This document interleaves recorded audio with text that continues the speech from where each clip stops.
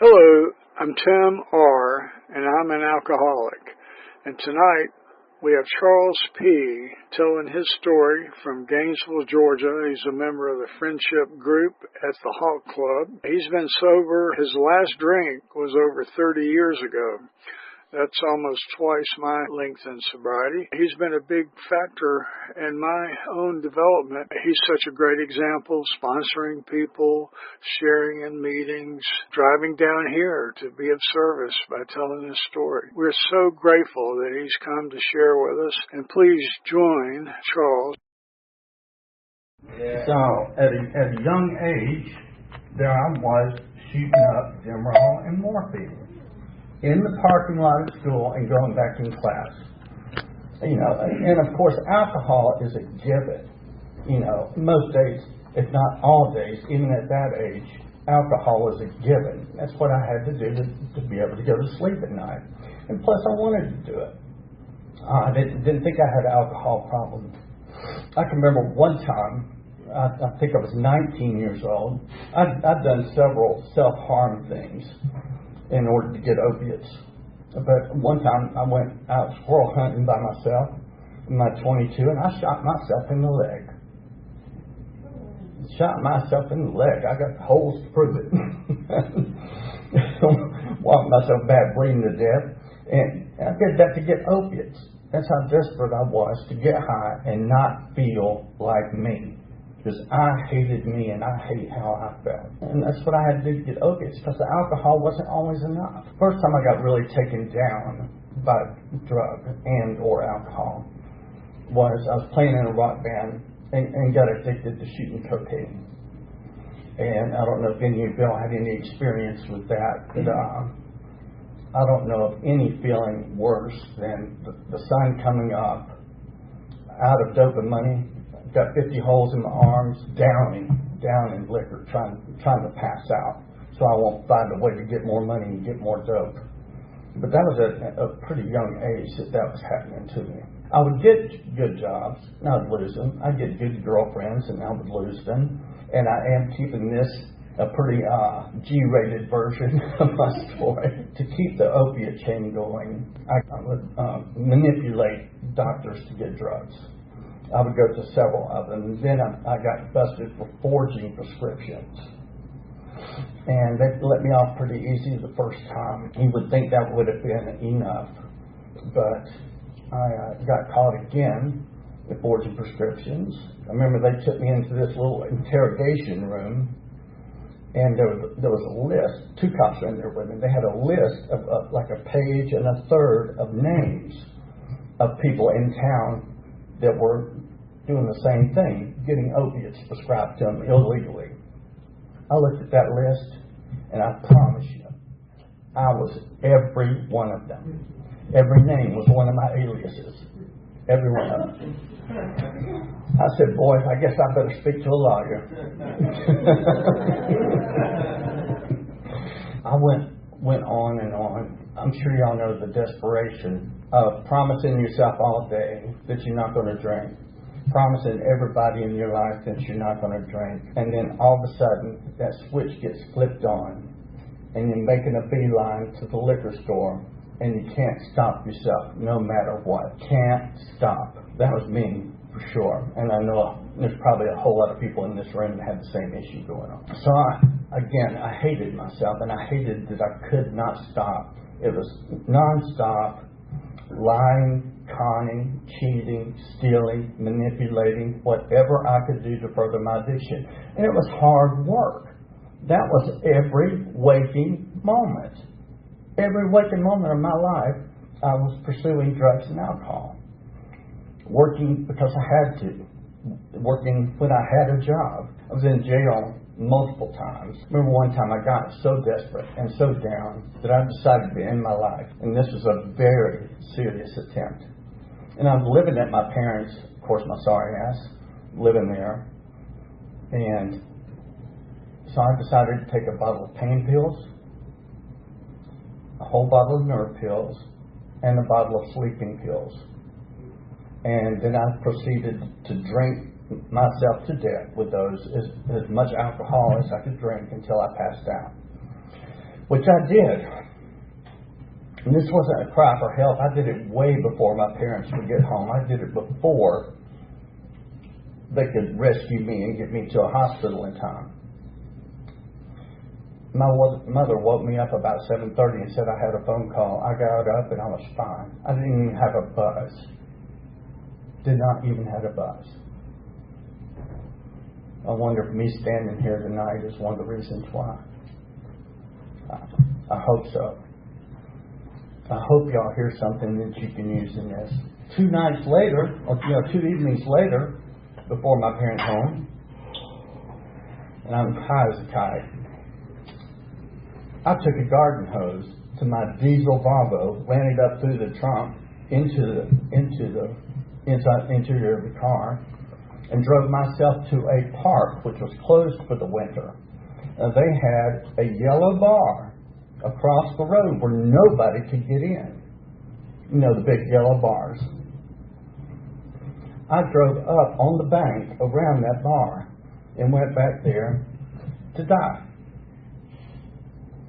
And I was sitting in my car drinking. I was drinking wine and drinking my last bit of wine before I was gone. Next thing I know, EMT had opened the door and was asking me if I wanted to go with him to the hospital. And I knew I couldn't say no. So I went there to the hospital. And for my second trip, I didn't tell you that already, I went first trip. But for my second trip, I went to Georgia Mental Health Institute on Briarcliff Road down here. Anybody here old enough to know about Georgia Mental Health? Tim back there? I went back there. Crazy as hell people go, I'm telling you. I mean, I was crazy enough, but you get there, they're really crazy. But jail, went to the state boot camp, and then they finally sent me to Kickstart. Kickstart is a residential treatment center in Gainesville, and those people, fantastic there. But I did not want to be there. I did not. And so I knew I was about to go. I had a couple of days. And my sister, because of course I'm staying at my parents', my sister had the flu. I said, well, I got something for them. So she ate some ice cream. I took her ice cream bowl and I licked it. Yeah, I did. In about 3 days, I had like 104-degree fever. I said, y'all have to take me to the doctor. So they did. They're at Kickstart. They took me to the emergency room. I'm well studied in symptoms. So I managed to convince that doctor I had appendicitis. Y'all want to see my scar? Yeah. They took my appendix out. They did. As a matter of fact, one of my 9th step was going to that doctor. And I didn't actually speak to the doctor, but I did tell his assistant, what had taken place. And the fact that I'd gotten dope from them. And I apologize for that. So that was one of my 9th step things. But I went, then my last DUI, if you can believe this, the guy who did my appendix, Dr. Fullenwater, my last DUI, I was going over to try to find my girlfriend at the time, a stripper. I'm not. No. Not in public, anyway. Trying to find her to get to this house. Well, I knew she was there. She was at her girlfriend's house. But there I am. I drank, I think, 4 or 5 Long Island teas at the bar. I'm on intensive probation and wasn't even supposed to be out or drinking. And sure enough, cop gets behind me. And I said, well, my thinking is I am going to just get away from him, get down to the end of the road, jump out and run, and go report my car stolen. Okay, I was full of brilliant ideas at the time. And so I took off anyway, and there I am going through a residential 30-mile-an-hour neighborhood doing 86 is what he clocked me at. I finally ended up in this cul-de-sac, hitting the cul-de-sac, and whose yard do I land in but the parents of the doctor that took out my appendix. Land in the Fullenwater's yard, go ripping their grass up through there, and go to the bank, hit a tree, and they said, I got out and tried to run away, ran into a tree, and knocked myself out. Sure enough. And I had the scars and the bark in my head to prove it. Been on many adventures. I got sent back to Kickstart, the residential treatment center, and I really wanted to stop doing drugs and alcohol. I just didn't think it was possible. I really didn't. But I did get a good sponsor, and he pronounced himself my sponsor, and I felt like that I actually had a chance.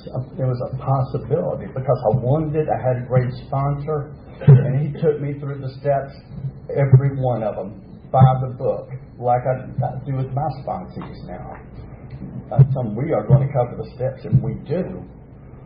And it was about 3 or 4 months into that program, and I'm walking down the street, coming back to the residential treatment center. And it's about 4 o'clock in the afternoon.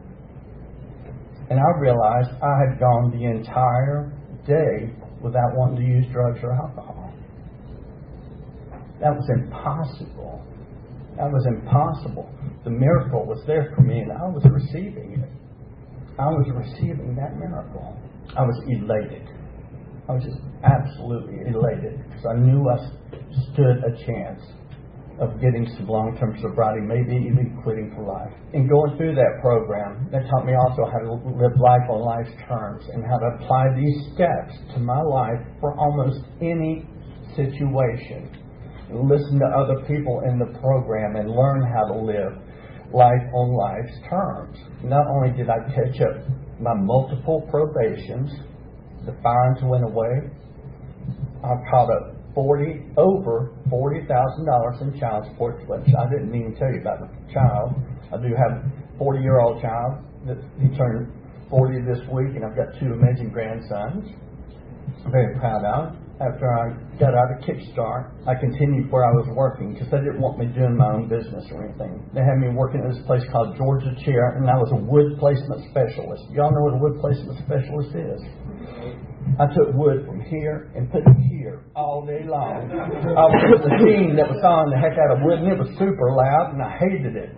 But I continued there for like 3 more months, and then me and my brother-in-law opened up our first business, and I was still on a bicycle at the time. I still had 9 suspensions for my driver's license. From there on, I've gone to different business, but I've been fed every day, had a roof over my head every day, been able to pay the rent or mortgage every month, had an amazing, beautiful wife come into my life, and I'm so very grateful to have her.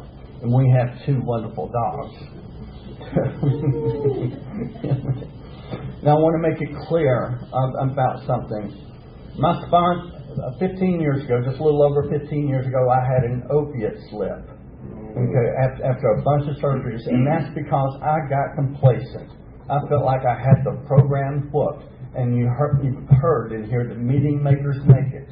Okay, well, I got complacent, didn't go to meetings, and I didn't even tell my doctors, because I was having all these surgeries, I didn't even tell my doctors that I had an opiate addiction. How do you think that went? So I ended up using for several months. Thank God I didn't drink. And I didn't pick up, I picked up a white chip for that. And finally, when I got close to 30 years, my sponsor told me, and he said, and they had checked with the New York office and everything, and he said, this is how our sponsor would want it, because we had a mutual sponsor. He said, son, you need to pick up an AA chip for that. And so I did, but I always like to explain the fact that I had the opiate slip, and I don't try to get around it or try to make it sound like I'm not an opiate addict and didn't have to slip 15 years ago, because I did.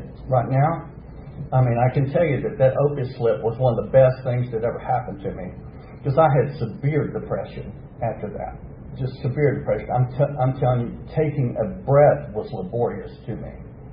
It was so bad I could not make myself do anything. But I got myself to a meeting. And the only time I could get relief from the depression was in a meeting. And it's like God gave me this slip to get me back in the meetings, because I was going to meetings 3 times a day. And now I still do 4 or 5 meetings a week. I sponsor people, and I started doing something in March that I swore I would never do because I didn't want to be back in jail. I go every week to a meeting inside in the jails. And probably one of the best things I've ever done in this program. And those guys are at such a low. And I've been there. I know. They were such a low. And you see those big guys come in there, and alcohol and drugs has ruined their life, and they're sharing from their heart, and they tear up and they're crying. And they're so glad that we came. I tell them, I'm so glad that they came to our meeting. And it's so cool that when we see one come into the hot club where we have meetings, it's so cool to see them show up. I mean, that's payday. That's money in the bank right there. I promise you it is for me. But I do go to at least 4 or 5 meetings a week. And I am very wealthy. And not because of any money. I'm wealthy because I have you all in my life. I'm wealthy because I have a wonderful wife and family. I'm wealthy because I have genuine love in my life. I have real friendship in my life. I'm nothing without that. I'm nothing without God, without you people, and without this program in my life. I did meet my spectacular wife 13 years ago. We just had our 11th anniversary. She has managed to put up with me this long, and y'all come congratulate her. And I didn't start drinking. and she has about 1 drink every 2 months, and I'm looking at her and I'm saying, "Are you going to finish that thing?" She's a cheap date.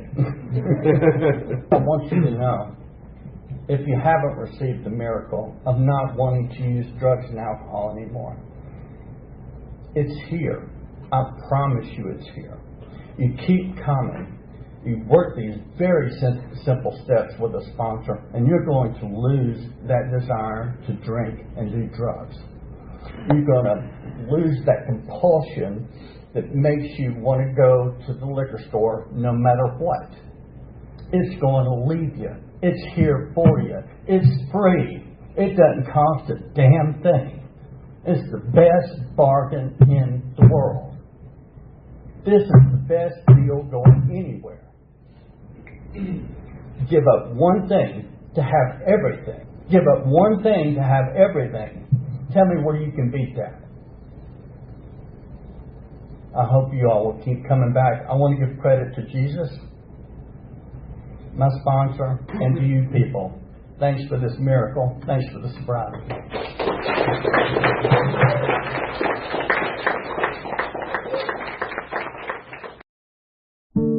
First I slept, and then I crept to a hope-filled dream. You rescued me, and finally, waking there I see. I look into love's window for a soul that's meant for me. Takes me where the promises are real.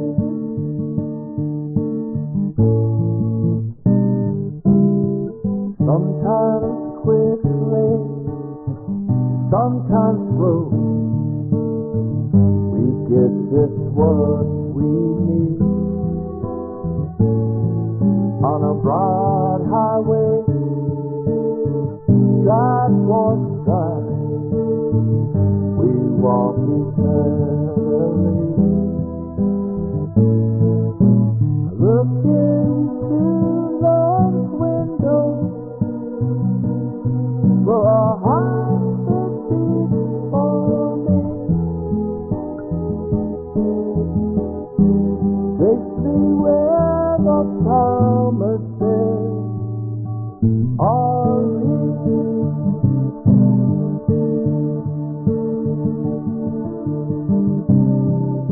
And I always long for something that sets me free. And I'd love to a world in harmony,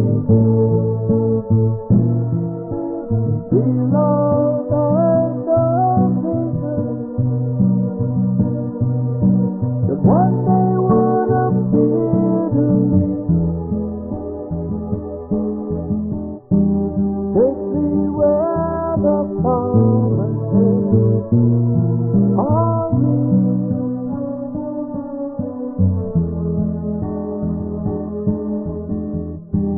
Take me where the promises